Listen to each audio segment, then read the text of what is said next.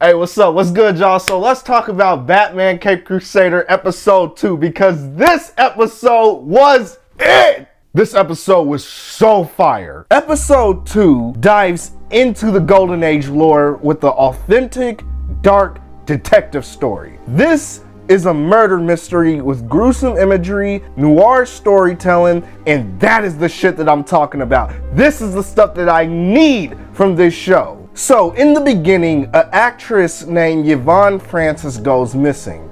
Bruce Wayne was the last one to see her, and so he gets questioned by the GCPD's Detective Montoya. And rather than only tracking Batman in this episode and his investigation, this one actually focuses more on Detective Montoya and her investigation. I really liked it, and what I liked about it was that this whole episode felt like an old school detective comics story. Back in the 1940s, detective comics centered around detectives and mystery stories. Batman came later and he took over detective comics due to popularity. But when detective comics first came out, that's all it was about. It was detective comics. It was comic books that centered around detective and murder mysteries and stories. It's almost like LA noir. And that's what this felt like dealing with Montoya. But overall, this strong, dark, gruesome horror story easily surpasses the cookie cutter narrative of episode 1. Episode 1 was setting the tone, but episode 2 fully embraces the more mature tone. This is the Batman series I am talking about. The tragedy of Clayface has always been interesting to explore with its commentary on beauty standards. Normally when we see him as this huge mud monster, but I liked his more human depiction here and him being a crazed serial killer / actor. It's the way he was when he was first introduced. This was actually new for me. In the past, I've always preferred Clayface as a big, huge mud monster with superpowers. I actually thought that was cooler.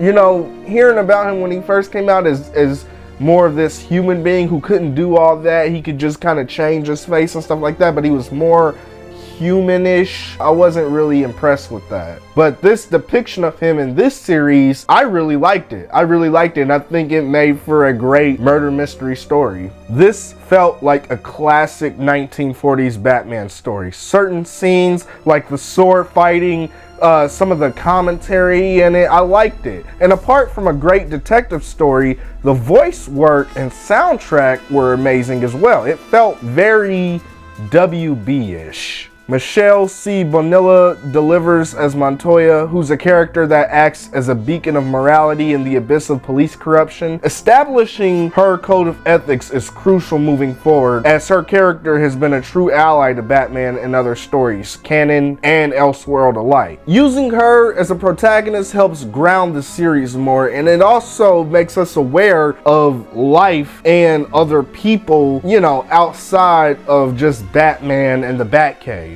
The way this whole episode was structured from beginning to end, this is what I was talking about in my last video. When I said I'm expecting more, the expectations that I have, the things I would like to see moving forward, this is what I was talking about. From the very beginning, like literally from the very beginning. I don't know how y'all felt about this episode, but I really liked it. They should have started with this one, quite frankly. I don't know if this is the type of series that's gonna have like, it's leading up to something big, or if they're just going through story through story through story. You know what I mean? Like I don't know if it's like everything is connected and they're leading up to something, or if it's just single stories. Me personally, I don't really care either way. I kind of think just going through story is better rather than leading up to something. If they do lead up to something, I think it should be like, you know, maybe two-part to be continued episodes, maybe two-part episodes like that. But I think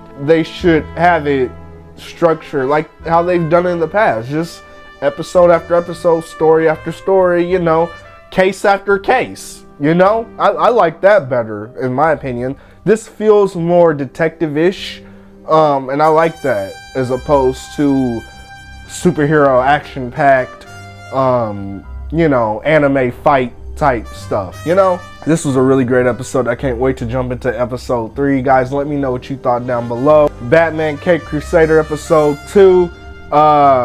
What was it called? Something the villain. I don't even know. It was just fan-fucking-tastic though. If you're new here, be sure to subscribe, leave a comment down below, hit the bell notification. That way you are notified whenever I upload new content. I'll try to upload these daily. If I don't do it daily, then it's going to be weekly. But either way, I'm going to cover every single episode. Thank you so much for watching, and I'll see you next time.